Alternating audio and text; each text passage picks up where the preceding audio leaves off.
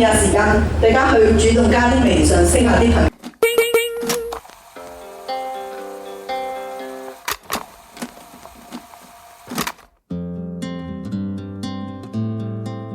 呢個協會主席金城老師嚇，咁你黃會長就同阿金城老師好熟㗎啦。咁佢其實80年代嘅時候咧，其實係畫連環畫嘅人，我唔知兄弟咁呢個可能你哋就冇睇過啦。但係咧呢個喺中國嘅動漫歷史上係兩個比較重要嘅。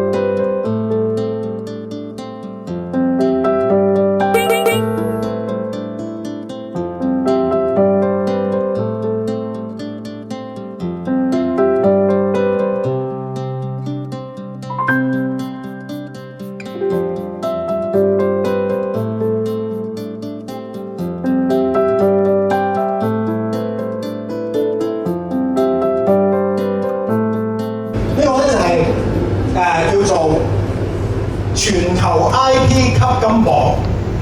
佢哋點樣吸金咧？就係話每個 IP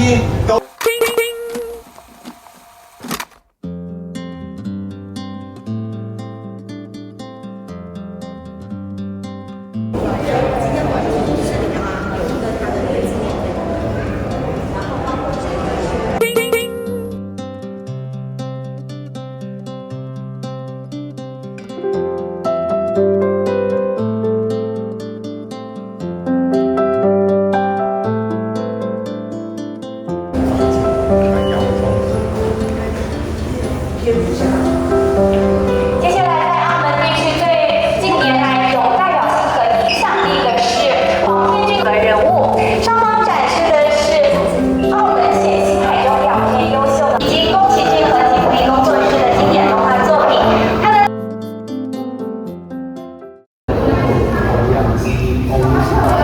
其實就係買通啲官咧就得㗎。咁嗰陣時咧個井咧佢斬咗一半嘅，諗住起嘅，跟住。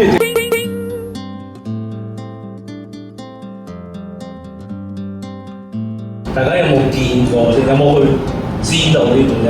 永門嘅同學仔4位，從來唔知嘅，我哋就好開心可以過到嚟呢個旅行啦，因為感到大家都好友善，好。佢一直喺度揾王者榮